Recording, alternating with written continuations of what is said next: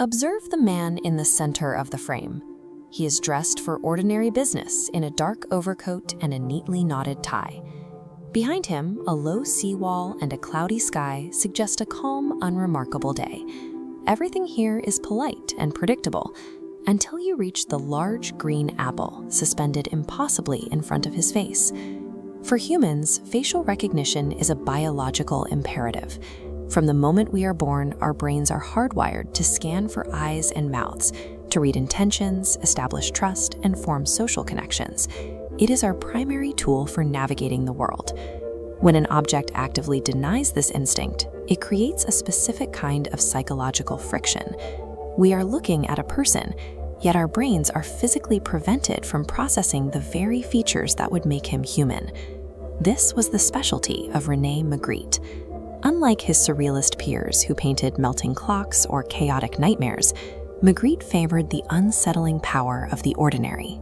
He took domestic, middle-class objects and placed them in scenarios that defied common sense.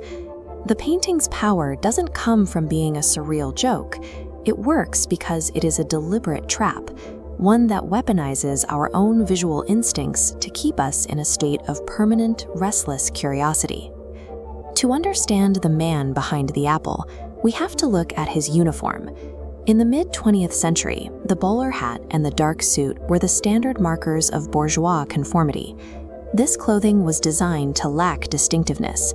It allowed a man to move through a city and disappear into a crowd, trading his individual identity for the safety of a collective, professional image. But the painting contains quiet details that betray this normalcy. The figure stands with a strange, paralyzed stiffness, and his left arm appears to bend slightly backward at the elbow, a subtle physical distortion that hints at something unnatural beneath the suit. The man has utilized his attire as a form of urban camouflage. He proves that the act of blending in perfectly is its own way of hiding in plain sight. Psychologists call this the persona, the social mask we construct for the world. It's a protective barrier, fulfilling social roles while keeping our true selves hidden. Magritte intended this as a self-portrait, yet obliterated his features, allowing this public persona to fully consume his identity. This reflected his core philosophy: everything we see hides another thing. He believed that as humans, we are perpetually obsessed with uncovering what is concealed by the visible. The apple is not an eraser, it is a signal. By placing it exactly where the face should be, Magritte draws our absolute attention to the fact that his subject is keeping something from us. The figure stands in plain sight, fully posed for the viewer, yet the core of his identity remains unreachable.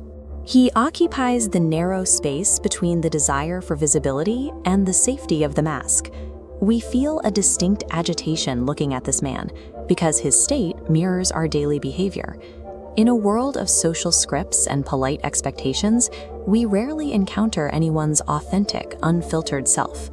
Magritte captured this dynamic in 1964, but in the 60 years since, that barrier has simply migrated into new mediums. We have developed modern equivalents for the apple. We use curated social media feeds, polished professional profiles, and carefully drafted messages to control what the world is allowed to see. We live in an era of relentless sharing, yet we are arguably more guarded than ever. We broadcast glimpses of our lives while keeping our vulnerable truths hidden behind a digital screen. Like Magritte's subject, we offer a controlled version of the self to the public. We provide just enough clarity to be noticed, but just enough concealment to feel safe. This creates a quiet internal struggle, the longing to be known and understood versus the persistent fear of the vulnerability that such exposure requires. Magritte's apple highlights a condition we all share. It illustrates that the act of hiding is not a glitch in our social lives, but an essential component of them. Every person we pass exists in this same state. They are partly visible, they are partly hidden, and never fully reachable. At the end of the day, all we can know for sure about each other is that there are large parts we don't know. We move through the world in silence, defined by the masks we choose to wear.